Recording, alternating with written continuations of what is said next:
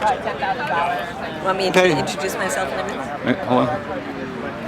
Okay, this is Robert from DC Media Group. I'm here with Medea Benjamin from Code Pink. And you had a drone rally today at the White House. Can you tell us about it?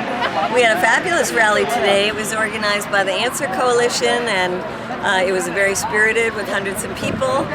What was so great about it also is that there were quite a number of people from the region where the drones are being used, especially from Yemen, as well as some folks from Pakistan.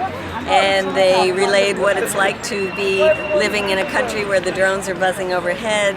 And we marched from the White House to General Atomics, which is the company that makes the Predator and Reaper drones that are killing so many people overseas. And then we had kind of a shout out where people could come up and talk, and we did a die-in as well. So it was great. But it's part of a month-long series of actions for the month of April to protest the drones. I just came back from San Diego. We were at the headquarters of General Atomics with a really good group of activists there. And now we have next week coming up a rally at the Hancock Air Force Base, which is in upstate New York, where the drones are being piloted. And there's going to be people doing civil disobedience there. And so I think this month has been a great month of raising awareness about this issue, and we're about to launch a national anti-drones network and a global one as well. So I think we're having an impact and hoping that policy will change. Okay, are you getting a response from the politicians? I know you've been working at this so hard. I was over at the offices of Real News talking about how hard you work. I mean, the APAC thing, you guys were out there for days, from early in the morning until late at night. Are you making any headway?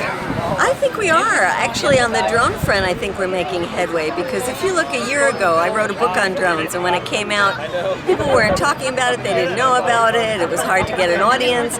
Now there's so much interest, the media is covering it, the John Brennan hearings opened up a whole discussion about it, Rand Paul did his 13-hour filibuster talking about drones. There's a lot of activism about are drones going to be used here in the United States against us by police departments, and people trying to pass resolutions at the city and statewide level against them.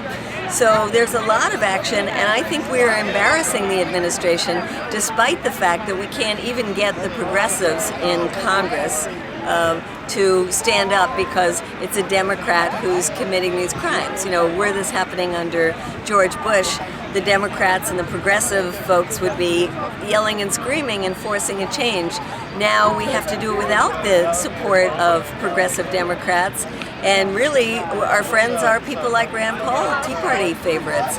So it's an odd political situation. It just shows how partisan politics are in this country. But there are groups like mine and Veterans for Peace and Catholic Worker and World Can't Wait and others who say we don't care who's in the White House or who's in Congress, we're going to build a movement against this policy, and I think we're having an impact.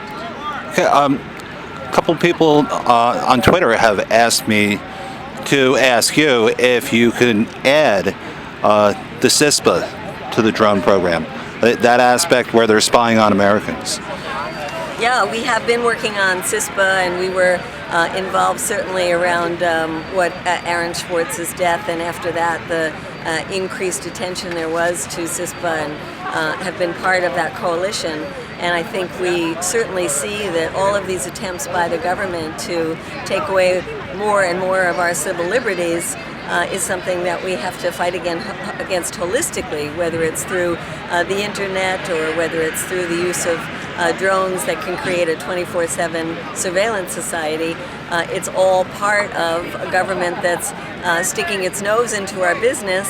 It's all part of a government that's militarizing our police forces, a government that's putting hundreds of thousands of people in jail that haven't committed any kind of violent crimes. And a government that is way too focused on creating enemies overseas so it can keep the military-industrial complex going. So yes, we see it in this broader context. Okay, and your website address? We have two. One is codepink.org, and the other is droneswatch.org. Okay, and you can find Medea at Medea Benjamin on Twitter and at Code Pink on Twitter as well. Thank you. Thank you. Okay, good to see you again, Medea.